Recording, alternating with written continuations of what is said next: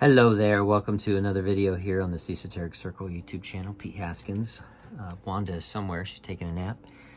Wherever you are at on your journey, blessings to you. I'm glad that you were here, and if you're interested in a group, please send me a note here in the comments, and otherwise, I'm glad you're here. I'm glad you're taking time, and thank you for taking time to watch these videos. It means a lot to me, and it means a lot to everybody on here.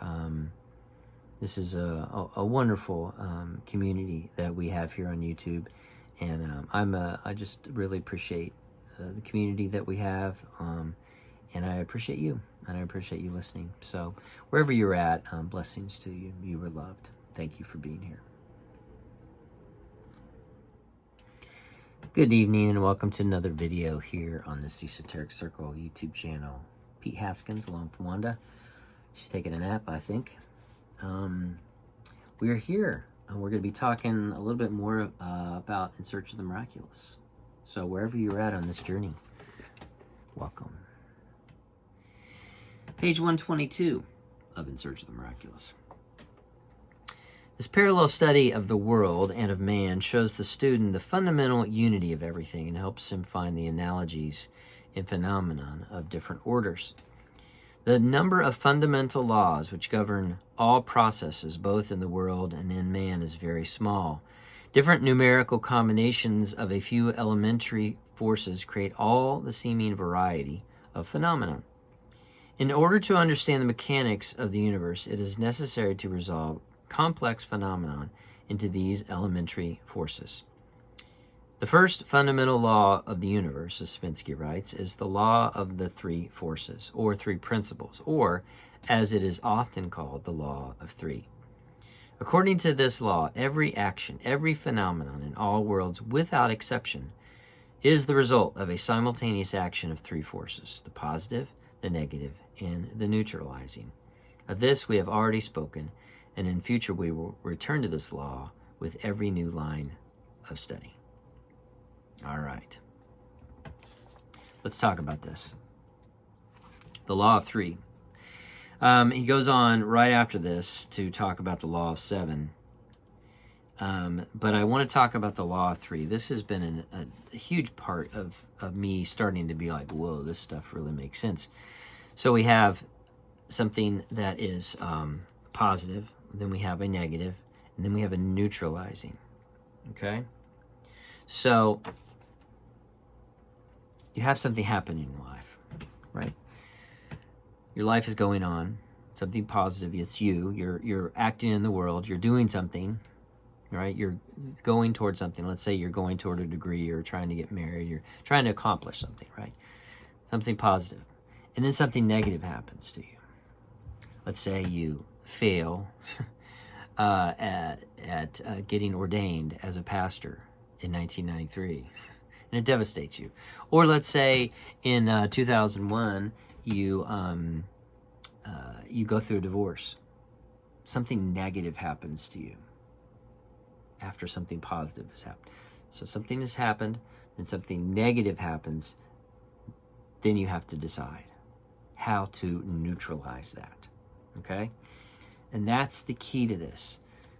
Everything, even every day that you exist at work and in your family and at home, at the supermarket, online, in politics, everything is contained in this law of three.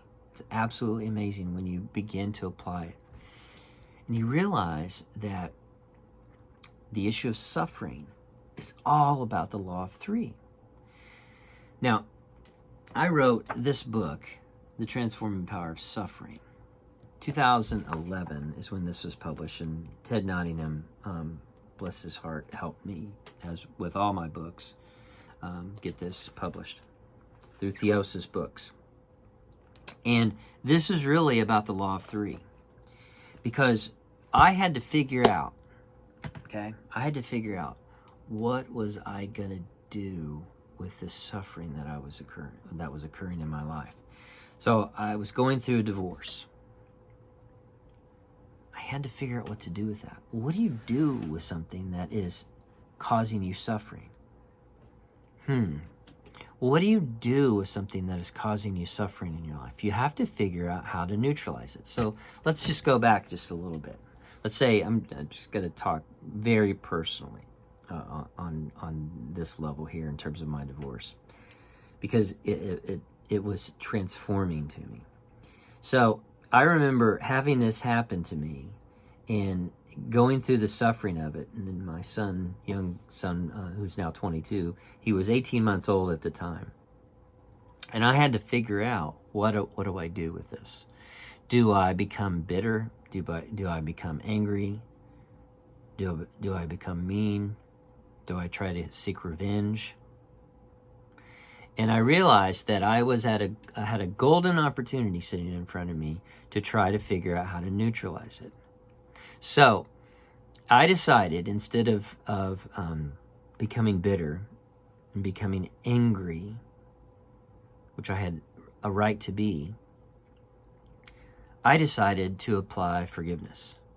And I decided to apply love to that equation. And I remember seeing a billboard near Lagodi, Indiana. And it was this anti-abortion billboard. And it had a picture of a mom and a baby, and it said, "Love them both." And I realized that even though I was going through this divorce, I was not allowed to hate my ex. I was not allowed to do that. She was connected to my son. I'm not allowed to hate. I'm allowed to not like, but I'm not allowed to not love. And I had to figure out how to continue to love someone who had rejected me. And I'm just telling you, that's just raw. That's just how it was. And in figuring that out and not allowing myself to become bitter and not allowing myself to just be immersed in this negativity and this toxicity of these negative emotions, and allowing that to just encompass me. And I started to meditate, and I started to meditate diligently in the middle of the night. Over and over and over again, I would meditate according to Gnosis 1, Moraviev's Gnosis 1. That was my guideline. And in doing so, over and over again, I said to God, you know what? You acted on the cross. Now I am acting, and I am saying to you, God, all right, show me how to do this.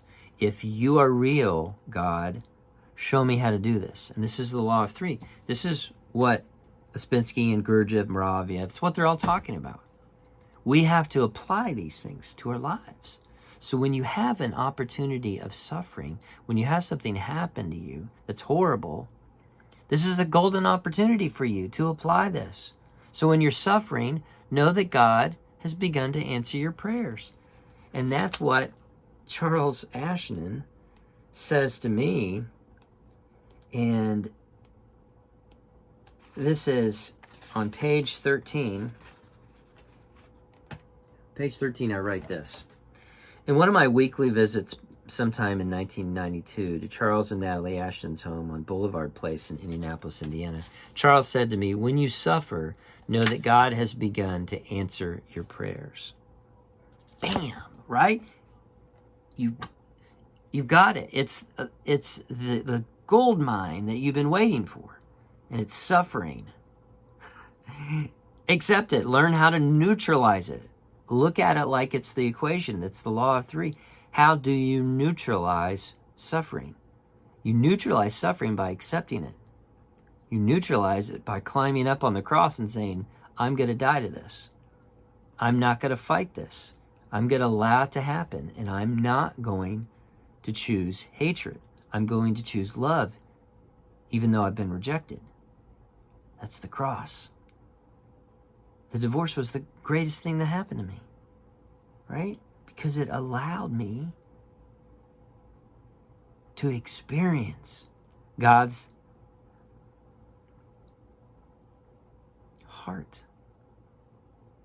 You get to experience what God is experiencing. And my son, Dylan, became the lifeline for me. You know, he became the literal lifeline for me. So if you're going through something, a period of suffering, and you're like, God, I need to get through this. How am I going to do it? Don't medicate yourself. Don't get into drugs or alcohol. Don't try to go out and quickly just remedy it. Examine it. And if it's not abusive and you're not being manipulated and it's not done by a narcissist and all this stuff, if you're not being hurt by it and manipulated, if it is suffering for suffering's sake, if it's suffering that is just happening to you and you cannot do anything about it,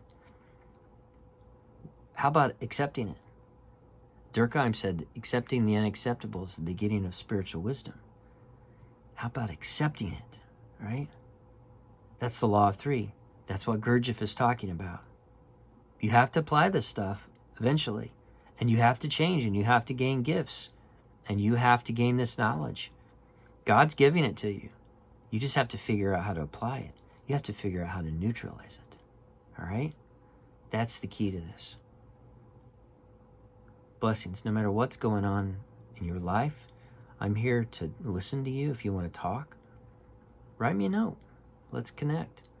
You can join our groups. We can do private consultation, talking, whatever. You're going to be okay. This is a golden opportunity for you, though. You're going to be okay. Blessings to you.